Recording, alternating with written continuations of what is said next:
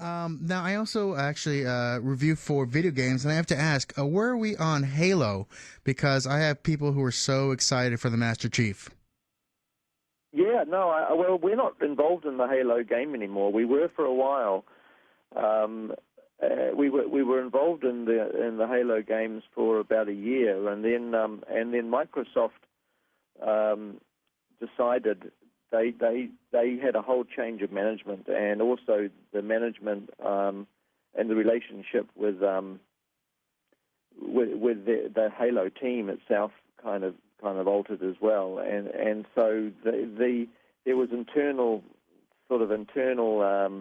events at Microsoft that occurred that changed the whole plans for the games, and the game that we were involved in, they didn't want to do anymore. They were going to go back to a more traditional structure of releasing, another big Halo game in a couple of years. So they sort of just for a while it was happening, and then due to the politics of Microsoft, it suddenly stopped. So I'm sure that there's a Halo game being made, but it's not. We're not involved with it. I understand.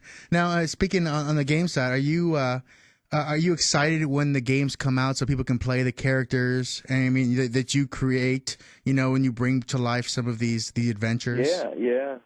No, I am. I mean, it's frustrating because we tried very hard to get people interested in a District 9 game, about 18 months ago, when we would have had to have started the game. But of course, District 9 was just an idea for a film, and we couldn't get anybody who was interested to actually back the idea, because it's obviously expensive to develop the game. And of course, as soon as the movie came out, people were immediately, talking to us about doing a game, which seems a bit pointless once the films come out. So it's frustrating because on some level, it's hard to synchronize a game with a movie if the movie's based on an original idea. It's okay if it's based on a franchise like The Hobbit or something that's famous and well known, but it's much more difficult if it's an unknown property.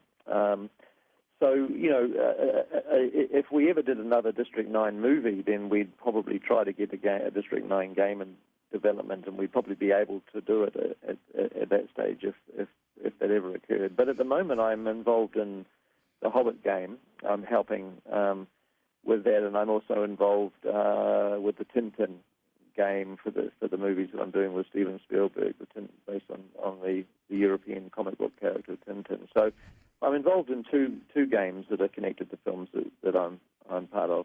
So now with the world of movies moving a little more towards 3D, how do you feel about that? I mean, are you excited about 3D and any opportunities for you? Personally, I think if it's done well, it's terrific. As a filmmaker, I believe in trying to make movies that invite the audience to be part of the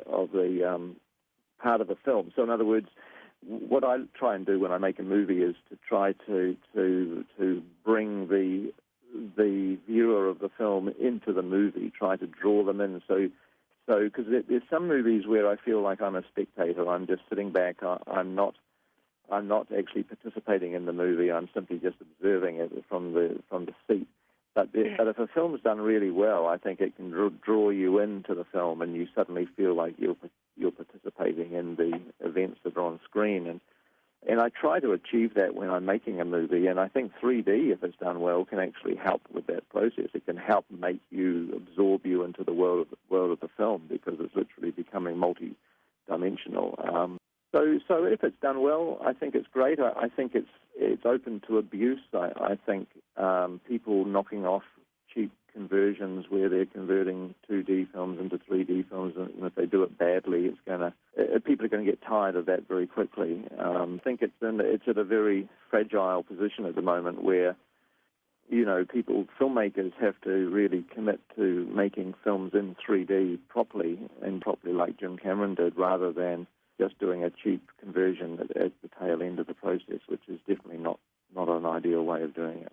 We've done some tests. We actually did a long time ago, about 3 years ago, we tried converting about 10 minutes of King Kong 3D, and it worked out pretty well. We were very happy with the results, but it was expensive at that time, expensive to do the whole movie. But you can do it well if you take time. Like anything, the converting of a film into 3D can look perfect. Actually, A Nightmare Before Christmas is an example of one that was done really well. Converted that, and it was good. And you just have to take time, and time is obviously money when you're converting these films. It costs more money. So if you take the time and spend the money, you can do a very good job. But if you do it quickly, fast, and cheap, it's not going to turn out very, very well.